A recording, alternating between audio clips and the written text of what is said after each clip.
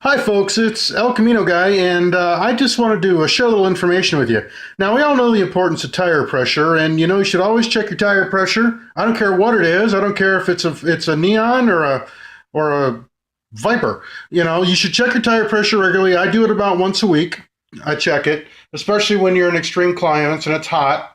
Because the hotter the temperature is outside, the more air expands. The more air expands, well, the more air pressure actually likely to bleed off. Tires are designed to do that. Tires and wheels are designed to bleed off a little pressure. That's to keep them from exploding. That's just how they're made. So you should, especially in hotter climates and hotter weather, you should check your tires at least weekly. Most tires, most cars nowadays, it's around 32 pounds. It's just about the sweet spot, unless your owner's manual says otherwise. I mean, some are 40, some are 50 pounds. It depends on the tire. But again, whatever it's supposed to be, make sure it's in that range and check them cold. Now, I happen to be on site with doing some work, and I came out for a break, and I was looking at my tires, and noticed that the way my tires were sitting was a little strange. And let me show you something here. You guys are probably used to this. This is a radial tire. Most of the time it sits and you see kind of a little bit of a bulge there. Maybe you can see it down there, but you always have a little bit of a little bump out at the bottom there. That's normal. Even with fully inflated, good inflation, that it's just the way it's going to be. Okay? Well, I was looking at my tires, and something kind of caught my eye that looked a little off. And if you look over here, you might already be spotting it. Take a look. You see that? It looks a little off, doesn't it? That kind of bumped up on the sidewall. Okay. That's basically a failure. That is a sidewall failure. That's a blowout waiting to happen. Okay, that's not normal. You got a tire that looks like that, you get your spare on as soon as possible. Or you call the auto club or whatever, but you get that, don't drive on that thing.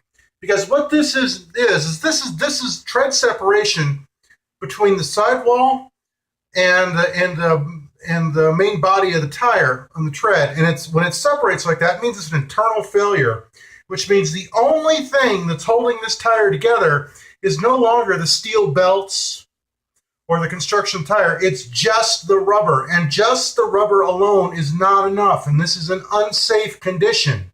You do not want to drive a car with a tire that's showing something like this, and it's obvious, and it's not only in one place, it's actually in two places on this tire. There's one here that you can see, and over here there's actually another one, a little less pronounced. That is a dangerous situation. And this is why you should regularly check. I don't care if it's a classic car or your grocery getter or your Tesla or whatever. Tires are tires. They all work the same way, same physics. A blowout is a blowout. And that's exactly what this would do eventually if I were to keep driving on it. And there you can see the split. You can actually see it stretching the rubber. And especially with high temperatures, eventually that is going to fail. And when it fails, because it's a sidewall, it's going to fail spectacularly, which is not a good thing. That's a blowout, which means you instantly lose all the tire pressure in the tire while you're going down the road. Now, depending on the vehicle, this may be a minor issue. This may be an issue that causes a major collision. Either way, do not drive a car with tires that have bulges in the side of them like this, especially on this seam you see here, because that means the tire is getting ready to split apart. And it doesn't matter if it's a new or old tire. These tires are about 5 years old, and they only got about 10,000 miles on them. And they're a 40,000-mile tire. And by the way, if it's less than an 8-year-old tire and you got this going, you take it back to where you got it because it should be under warranty. That is a manufacturer defect.